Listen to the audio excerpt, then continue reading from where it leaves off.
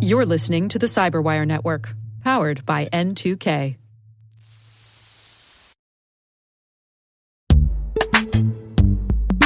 What's the one thing in business that's spreading as fast as AI? AI risk. Every new tool your team signs up for, every vendor that turns on AI features, every new integration, each one is another opportunity for something to go wrong. And most security programs weren't built to keep up with AI's pace of growth. Enter Vanta. Vanta is the #1 agentic trust platform, trusted by more than 16,000 fast-moving companies like Ramp, Cursor, and Harvey to help them stay audit-ready. And now, Vanta helps companies like yours keep an eye on the risks that appear between audits across your vendors, your AI tools, and your entire environment. The Vanta agent works like a 24/7 GRC engineer in the background. It finds issues, drafts fixes for you, and can cut vendor assessment time by up to 50%. Whether you're a fast-growing startup or a global enterprise, Vanta is here to help you automate your security and compliance and earn and prove trust. Get started today at vanta.com/cyber. That's VANTA.com/cyber.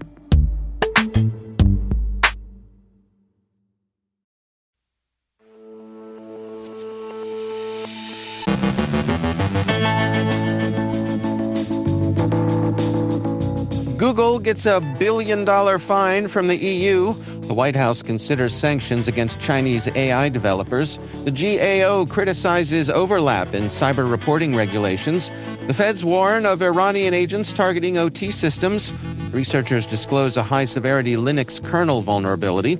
Dolphin X uses AI profiling to find high-value victims. A new backdoor routes C2 through the browser. Checkpoint confirms a critical zero day. A lawsuit accuses ChatGPT of unauthorized medical advice. Ben Yelin explains how political campaigns attempt to influence LLMs. And baseball benches the bots.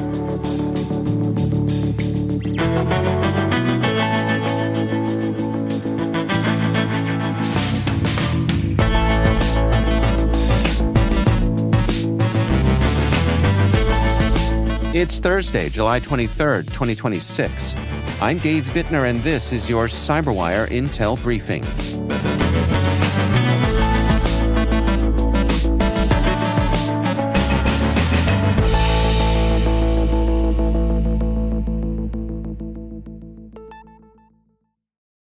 Thanks for joining us here today. It's great, as always, to have you with us. The European Union has fined Google €890 million, about $1 billion, for violating the Digital Markets Act by abusing its dominance in search and its Google Play App Store. Regulators said Google unfairly prioritized its own services, including shopping, travel, and translation, over competing offerings in search results, while also restricting how app developers communicate with users and process transactions outside Google Play. The company has 60 days to comply or face additional penalties of up to 5% of its global revenue. Google criticized the ruling, arguing it will degrade products for European users. The decision comes at a sensitive moment as President Trump considers new tariffs on the European Union and has previously criticized European regulators for targeting U.S. technology companies. It also reflects the EU's continued aggressive enforcement of competition rules against major technology firms, even as similar antitrust actions against Google continue in the United States. The Trump administration is considering sanctions against Chinese artificial intelligence developers accused of stealing U.S. intellectual property to build competing AI models. Treasury Secretary Scott Bessent said the administration will investigate whether Chinese models were trained by copying American systems, claiming investigators have identified watermarks from U.S. large language models in several Chinese releases. He also alleged that Chinese developers use model distillation, training new systems on the outputs of more advanced U.S. models to replicate their capabilities at lower cost. While Bessent didn't identify specific companies or explain how the alleged evidence was detected, He said any firms found to have stolen U.S. technology could face sanctions. He also suggested American companies using Chinese AI models could eventually be required to disclose that fact to customers. The comments come amid growing U.S. scrutiny of China's rapidly advancing AI sector and ahead of planned U.S.-China AI talks expected in September. A new Government Accountability Office report found that nearly 70% of federal cybersecurity regulations requiring written reports to government agencies overlap with other reporting requirements, creating significant duplication for organizations. Reviewing 117 regulations across 37 agencies, the GAO identified 80 rules with similar or identical reporting obligations, particularly affecting critical infrastructure sectors. The report highlights ongoing challenges in harmonizing cybersecurity regulations, despite efforts launched under the Biden administration and continued into the current Trump administration. One example is the pending Cyber Incident Reporting for Critical Infrastructure Act, which could add to existing reporting requirements for sectors such as financial services already subject to multiple agency rules. Although the Office of the National Cyber Director and the Department of Homeland Security have made some progress, the GAO said broader harmonization efforts have stalled, concluding that federal attempts to streamline cybersecurity reporting have experienced delays and achieved only limited success. Federal agencies have expanded an earlier warning about Iranian government-affiliated cyber activity targeting Internet-facing operational technology systems. The updated advisory broadens the scope beyond Rockwell Automation and Allen Bradley programmable logic controllers to include Schneider Electric, Siemens, and potentially other manufacturers. According to CISA, observed attacks involved malicious project files and manipulation of data displayed on human-machine interface and supervisory control and data acquisition systems, resulting in operational disruptions and financial losses. Because PLCs are widely used in critical infrastructure, including power, water, and manufacturing, officials from CISA, the FBI, and the EPA warned that the threat is likely to continue. The agencies urged organizations to restrict direct Internet access to PLCs and strengthen deployment security to reduce the risk of compromise. Researchers at Qualys have disclosed a high-severity Linux kernel vulnerability, dubbed RefluxFS, that allows local attackers to gain root privileges by exploiting a race condition in the XFS file system. The flaw affects multiple versions on systems using XFS with reflink enabled, a default configuration on many enterprise Linux distributions.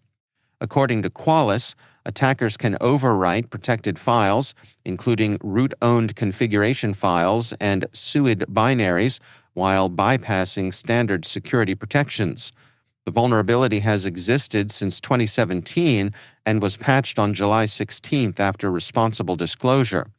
Qualys estimates more than 16 million systems may be affected and recommends organizations apply vendor-provided kernel updates immediately, as no practical mitigations or temporary workarounds are currently available. Researchers at Varonis Threat Labs have identified a new Windows info stealer and remote access Trojan called Dolphin X that uses an AI-powered profiling system to help cybercriminals prioritize high-value victims.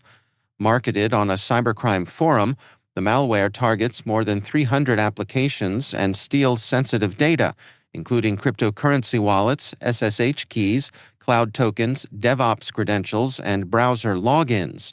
Its standout feature is an AI profiler that automatically scores infected users based on factors such as application usage, browsing activity, and installed software. According to Varonis, the system enables attackers managing thousands of compromised devices to quickly identify the most valuable targets through daily rankings, making large-scale credential theft and victim prioritization significantly more efficient. Cisco Talos has identified a new Rust-based backdoor dubbed MSA Rat used by the Chaos ransomware group to conceal command and control communications by routing them through Chrome or Microsoft Edge. The malware leverages the Chrome DevTools protocol to control a headless browser session, avoiding direct connections to attacker infrastructure and making detection more difficult.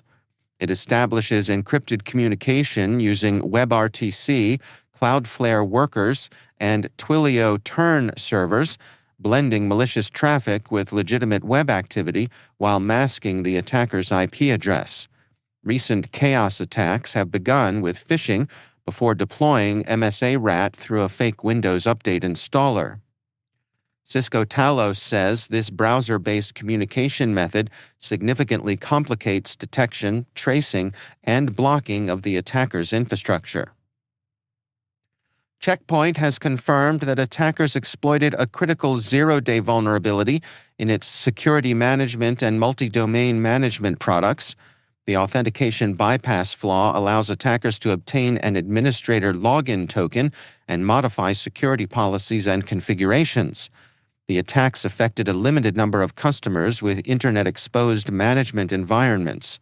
Check Point has released patches, mitigations, and indicators of compromise, while CISA has added the vulnerability to its known exploited vulnerabilities catalog and ordered federal agencies to remediate it by July 25th. A former Florida pastor has filed a lawsuit against OpenAI and CEO Sam Altman, alleging that ChatGPT provided dangerous medical advice that contributed to a life-threatening health crisis. The complaint claims the chatbot evolved from a general information tool into an unauthorized medical practitioner, diagnosing conditions, recommending treatments, discouraging medical care, and fostering emotional dependence. According to the lawsuit, ChatGPT's personalized memory features strengthen the relationship and encourage the man to rely on its guidance instead of seeking professional treatment, causing him to delay care for symptoms he says were later linked to a pulmonary embolism. The man alleges the experience cost him his health, career, ministry, and home. The suit also accuses OpenAI of prioritizing user engagement over safety by failing to implement adequate safeguards against harmful medical advice. OpenAI has not publicly responded to the allegations.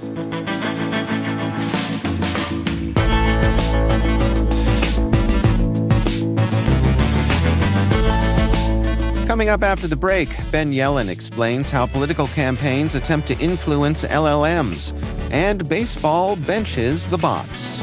Stay with us.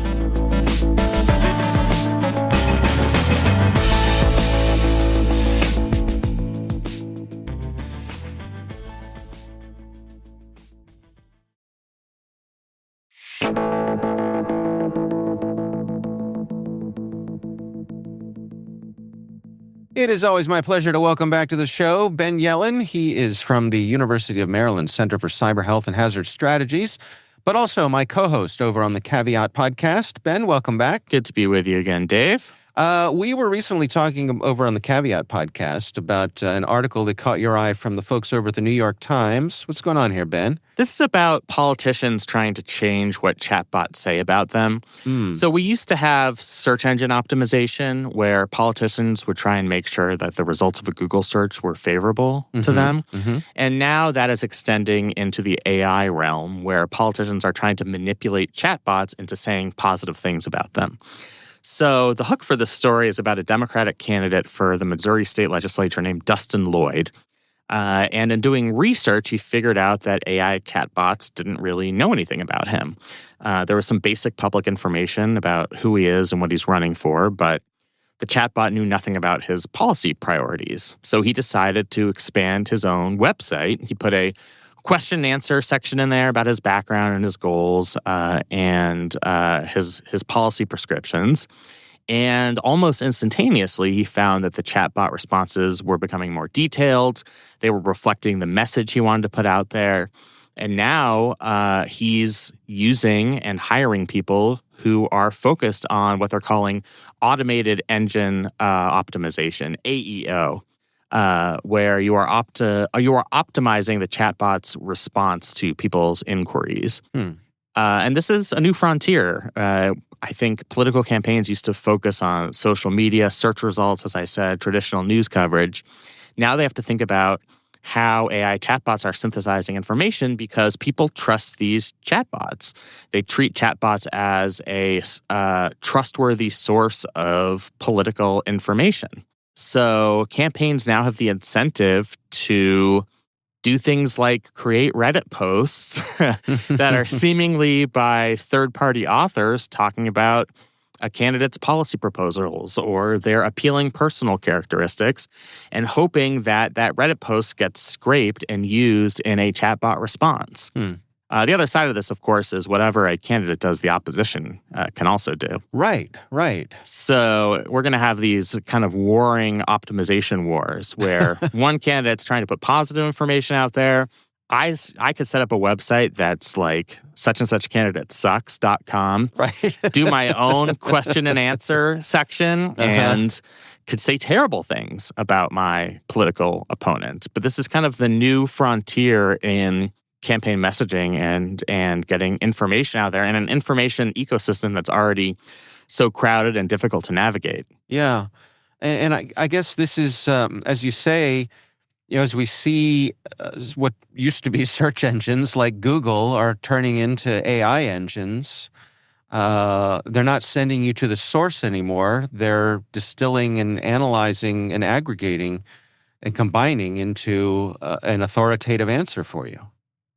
Right. And that's kind of the reality that these campaigns have to deal with. And it's not just that they're creating an authoritative answer, they're creating an answer that people increasingly are trusting. And I've been prone to this myself, where I should know better. I should know that a chatbot's responses aren't always reliable. They're sycophants. Chatbots are trying to please me and give me the answer that I want. But I still read the response and kind of instinctually think it's trustworthy. And I think these answer engine, I said automated before, it's answer engine optimization specialists are understanding this phenomenon very well and realize that if you can get chatbots to put out not just truthful or reliable information, but a political message that reflects your candidate's priorities, you can gain an advantage. You just have to know how the chatbots work. And the fact is, the chatbots search the internet and they pull in fresh content. They're looking for, by fresh content, it's current events. When we're talking about political candidates, it's events relating to this year's midterm election and the candidates that are running in them. This is a form of manipulation. I mean, I don't think this is like an earnest search for the truth about political candidates, but it's just another way that political campaigns can try and optimize what people are seeing about their favorite candidates. And the turnaround on this is remarkably quick, right? Yeah, I mean, they did one study here where they made a change on Wikipedia about a certain candidate's profile, and they tested how long it would take for that change to be reflected in a chatbot response, and the time was 12 minutes. Wow. So it happens very quickly. And this is a new thing. I mean, you think back to the infancy of ChatGPT in 2022, where we understood at the time, like ChatGPT's knowledge base goes up to 2020, 2021. Right. If you ask it about current events, it's just not going to know the answer. That was 4 years ago. Like, it's just crazy how quickly all of this has developed. And I suppose, I mean, even beyond your local political adversary, we have to worry about international adversaries here as well and their influence. Yeah, I mean, anybody who can manipulate chatbots could be a friend or a foe, and you could see nation-state actors like Russia or China manipulating public profiles or creating shell websites to put out fresh information about candidates that they disfavor, and that's going to show up in chatbots. It's a great way to sow disinformation. Yeah. Which does mean that this could create a societal harm. It just seems like we're moving farther and farther away from ground truth. Yeah, I mean, there used to be a time where there were relatively easy ways to find out the basics about a candidate and a candidate's position. You go to your local newspaper, and they might have profiles of, here are your state Senate candidates, and here's what their priorities are. We interviewed them personally. You make a decision. You had mentioned on our Caveat podcast, this is what the League of Women Voters used to do. Right. That's just not the way it is anymore. It's harder to figure out what's actually the truth, especially for people who don't engage in the political process until a week before the election. If you've never heard of this candidate, your first impression is going to be what's spit out by a chatbot. When, for months, everybody, opponents and proponents, have been trying to game the responses of that chatbot. Right.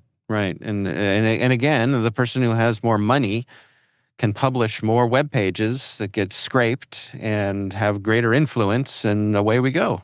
Sure, absolutely. And we really don't have any restrictions on money in politics these days. So spend as much as you want, optimize greater than your opponent, gain an advantage.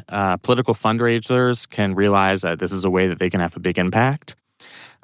So if they want to donate unlimited sums of money in a super PAC to try and affect what a chatbot answer is, they're certainly going to try and do that. Tale as old as time. Yep. All right. Well, Ben Yelin is from the University of Maryland Center for Cyber Health and Hazard Strategies, and also my co-host on the Caveat podcast. Ben, thanks so much for joining us. Thanks for having me, Dave.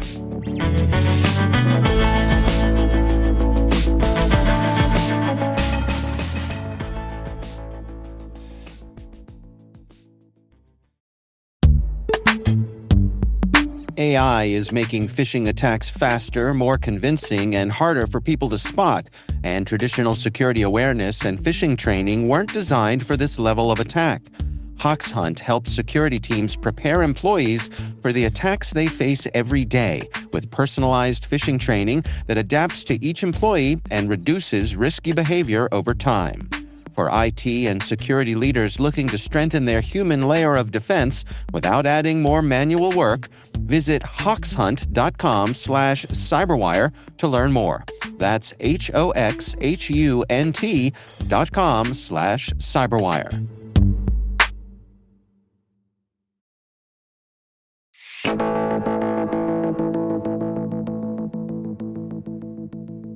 And finally, Major League Baseball has decided there are still some jobs best left to humans, at least in the dugout. The league has issued a mid-season policy barring teams from using generative AI on in-game tablets to make recommendations on substitutions, pitch selection, and other strategic decisions traditionally handled by players and coaches. According to The Athletic, the change followed reports that roughly a third of teams had been experimenting with custom AI-powered apps, though no clubs were punished after MLB confirmed they had complied with the new rules. The move partially reverses the league's gradual relaxation of tablet restrictions imposed after the 2021 sign-stealing scandal. While baseball has long embraced statistics and data-driven analysis, league officials appear to have drawn the line at letting chatbots manage the game. After all, spreadsheets may love certainty, but baseball has always had a soft spot for gut instinct, unpredictable moments, and the occasionally beautifully irrational decision.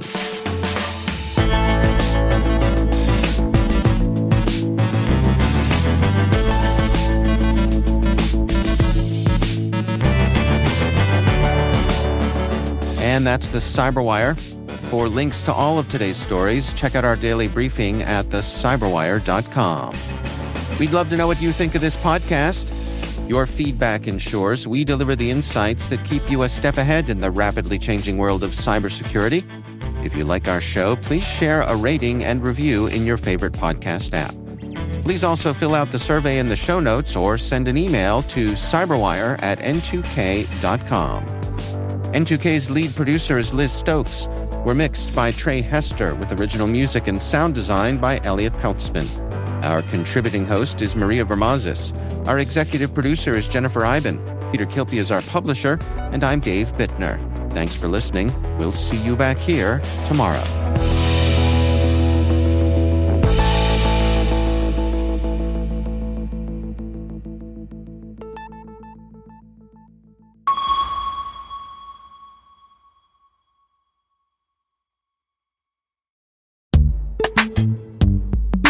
Heading to Black Hat USA, the N2K CyberWire team will be on-site recording from our podcast studio in the SpecterOps Kennel Club. If you're interested in joining us for a conversation or learning more about what we're recording throughout the week, stop by the studio and meet the N2K CyberWire team. SpecterOps' Kennel Club is adjacent to Libertine Social inside Mandalay Bay.